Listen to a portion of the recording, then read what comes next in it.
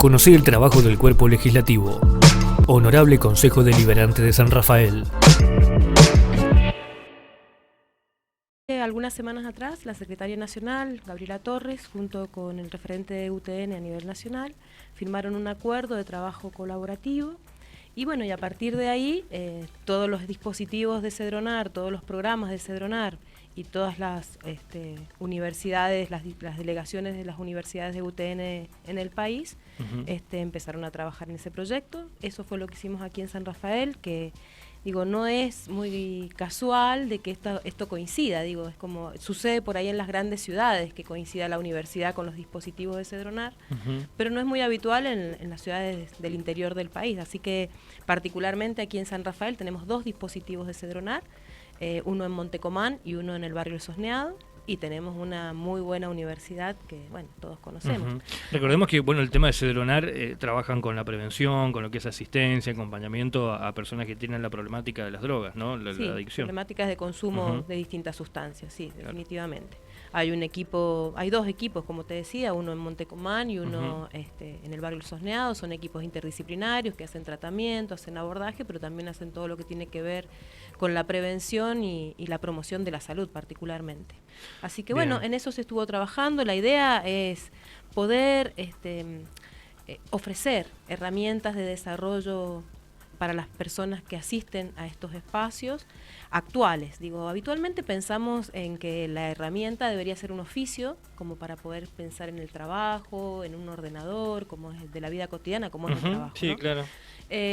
Pero habitualmente pensamos en, no sé, soldadura, carpintería, digo, y hoy hay cosas mucho más innovadoras como la programación, la tecnología, ¿no? Que para las nuevas generaciones particularmente es mucho más seductora al momento de pensarlo.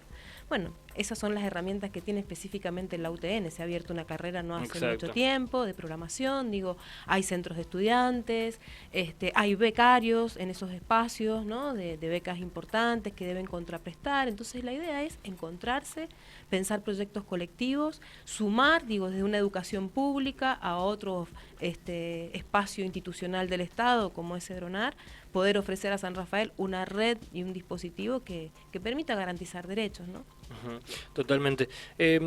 Con respecto a eso, es necesario, ¿no?, que el Estado siempre tenga alguna política relacionada con el consumo de drogas, con las problemáticas que son permanentes y que sabemos que han ido en aumento.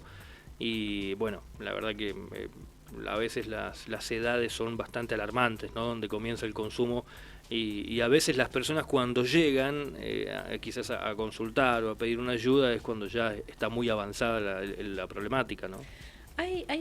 Bueno, primero el contexto es, vivimos en un mundo totalmente capitalista y consumista y eso hace que este consumo sea uno más de los consumos, ¿no? Digo, de los problemáticos también, digo, las pantallas, digo, ¿no? Cuando hay un niño bebé y la recreación que tiene es una pantalla, digo, imaginemos el proceso de desarrollo para adelante. Bueno, estas son cosas que van generando una demanda, una dependencia a distintos objetos o a distintas sustancias.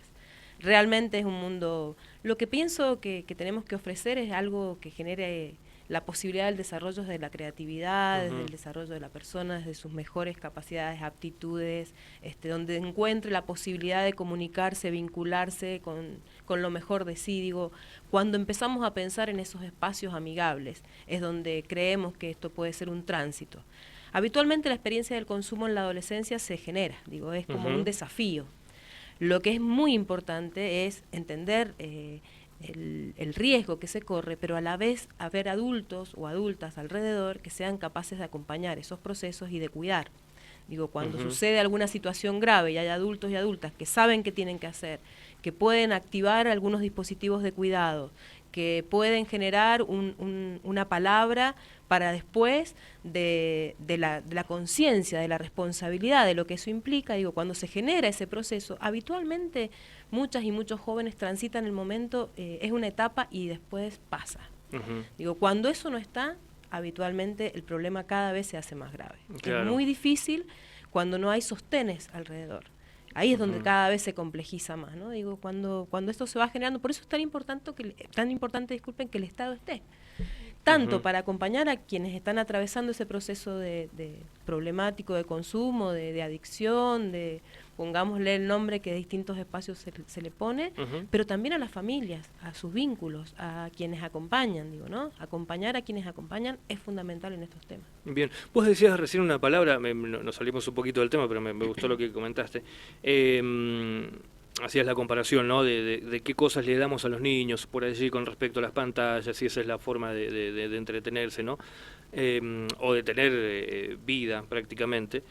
Y tiene mucho que ver con esto que vos decías recién, ¿no? Con la globalización que tenemos, con la sociedad de consumo, de la necesidad de estar trabajando las 24 horas del día y el niño es criado obviamente a veces por una pantalla o que no tengo nada en contra, ¿no? Pero a veces pasa más tiempo con otras personas que con las personas que generan o que deberían generar un pensamiento o valores que son los padres o los familiares más directos. Y vos nombrabas la palabra creatividad, ¿no? El tema de lo creativo, de cómo deberíamos repensar, quizás esto ya es una cuestión personal y te consulto también desde el lado personal, deberíamos repensar la forma de educar a los chicos, devolver quizás a la educación que en algún momento quizás tuvimos nosotros que somos un poco más grandes, donde teníamos más tiempo con nuestros padres. En todo sentido, ¿no? Hablo de la escuela, hablo de la familia, hablo de todo, ¿no? Sí. Yo coincido plenamente. Yo tengo nietas y lo que deseo para ellas es eso, la vida, la naturaleza, que tengan tiempo, que puedan compartir con animales, que sean capaces de investigar, de buscar, de desafiarse, de subir, de trepar. Digo, claro que sí. Lo real es que hoy yo puedo ofrecerle esto a mis nietas, digo, ¿no? Pero muchas mujeres trabajan 24 horas para sostener la vida cotidiana. Sí, no pueden. O sea, está esa otra problemática también, ¿no? No hay la posibilidad de elegir. Claro. La verdad es que todas aquellas mujeres que hemos criado en algún momento de nuestras vidas solas, entendemos claramente que a mí la verdad es que me hubiera gustado mucho más compartir con mi hijo. La verdad es que tuve una profesión que me ayudó, soy profe de educación física como primer inicio de mi formación y busqué trabajos que me permitieran compartir con mi hijo, ¿no? Pero no todo el mundo lo puede, claro, ahí está el tema, ¿no? La verdad es que la minoría lo puede. Entonces realmente es un planteo del sistema, de este sistema que estamos viviendo, donde lo más importante es tener el último celular, donde lo importante es tener una camioneta tototota para andar en unas calles céntricas que la verdad es que a veces no tiene mucho sentido.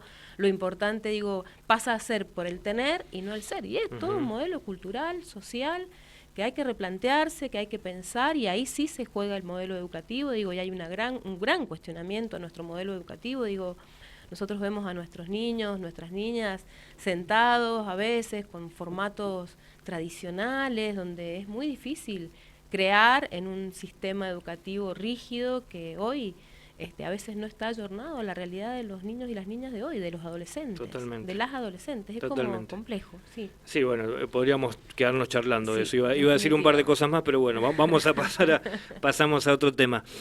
También estás trabajando con el tema de ciudades conectadas, ¿no? Habíamos hablado, creo ya, un par de veces, ¿no? Que lo venís haciendo desde hace tiempo. Sí, la otra vez participamos en legislaturas conectadas. Eso fue en la Ciudad de Buenos Aires y eso fue específicamente por el Consejo Deliberante. En este caso, Ciudades Conectadas es un programa que se encuentra en la ciudad de Mendoza y que junta a los distintos municipios por regiones a pensar política pública, pensar cuáles son las realidades que se van trabajando, pensar diagnósticos y compartir las realidades de cada uno. En estos momentos se pensó en innovación y desafíos territoriales y participamos con el doctor Barcudi, presentaron el proyecto de La Pulpera, que la verdad es que para mí es un gran proyecto de desarrollo, para mí, para quienes saben particularmente, ¿no? Un gran proyecto de desarrollo, y yo trabajé y participé con el tema de innovación municipal, y en esto me costó armar el trabajo, me costó pensarlo, porque estaba en mucha contradicción cuando hablábamos de la innovación, todo cerraba en innovación tecnológica, ¿no? Y después de un proceso de pandemia donde la realidad de la tecnología fue caótica, ¿no? Y fue una de las grandes limitaciones en la educación, en la salud, ¿no? Después de políticas que hicieron un retroceso importante en lo que tenía que ver con la tecnología, el acceso al Conectar Igualdad, al ARSAT, hubo un retroceso en la conectividad que hizo que nos enganchó la pandemia y teníamos unas formas de comunicación bastante atrasadas en lo que nos exigía esa pandemia, ¿no?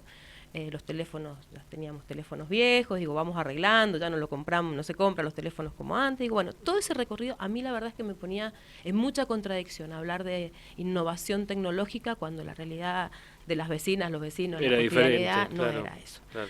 Así que bueno, empecé a investigar, empecé a estudiar, buscar información y encontré algunos datos de la CEPAL, de la Comisión Económica para América Latina y el Caribe, donde trabajan sobre lo que se define como innovación social. Uh-huh.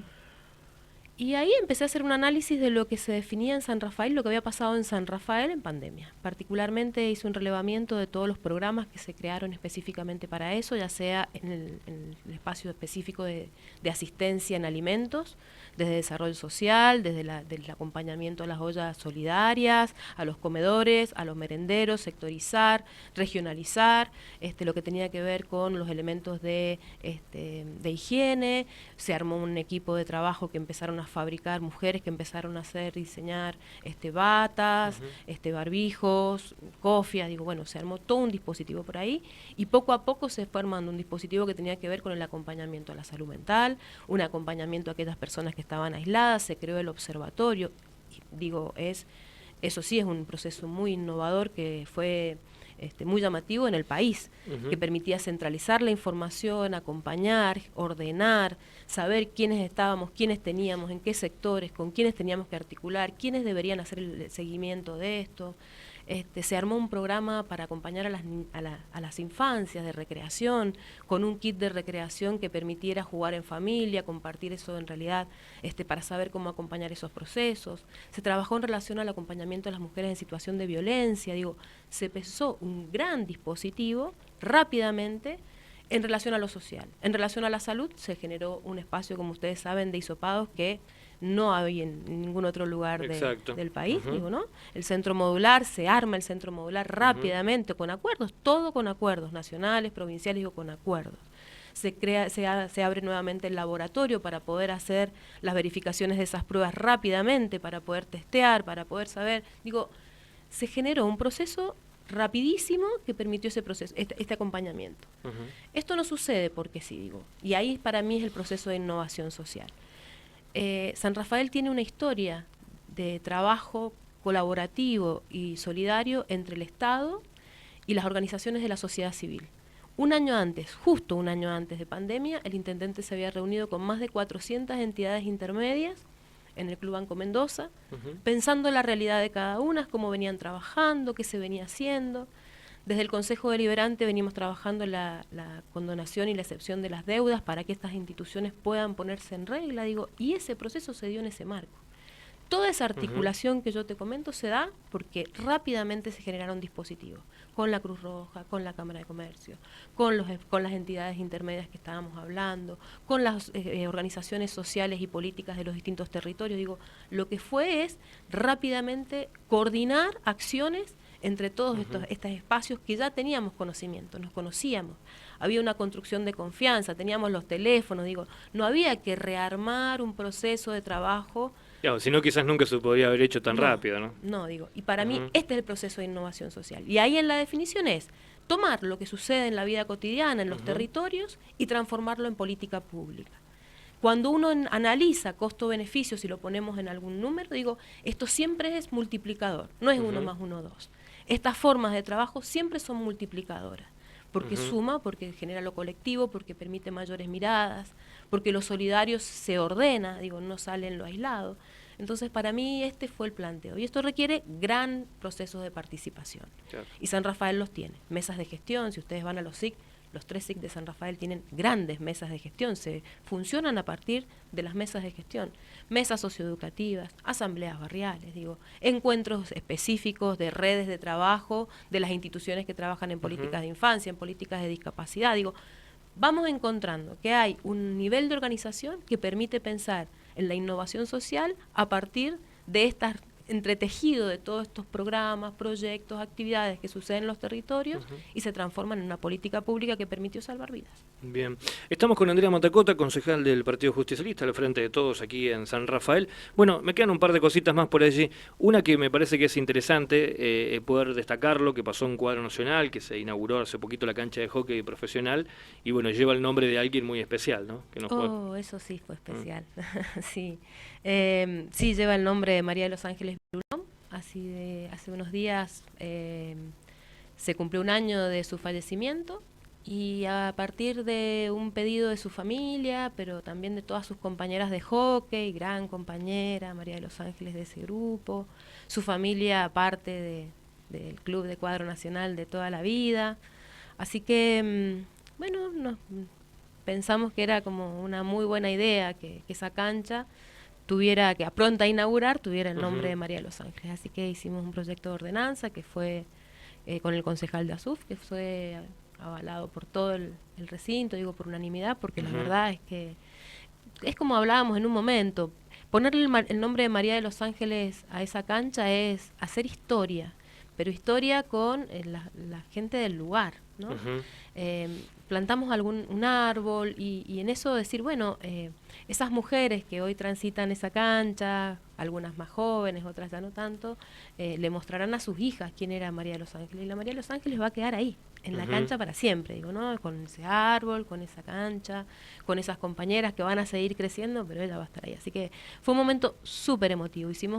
Me invitaron a un acto cuando era el día del aniversario, y hace unos días atrás se inauguró la cancha, así que bueno, fueron 2 momentos súper emotivos con la familia, con Betty, con su papá. Bellos. Qué lindo. Sí. Andrea, gracias por acercarte. Gracias a ustedes, muchas gracias. Bueno, Andrea Matacota, concejal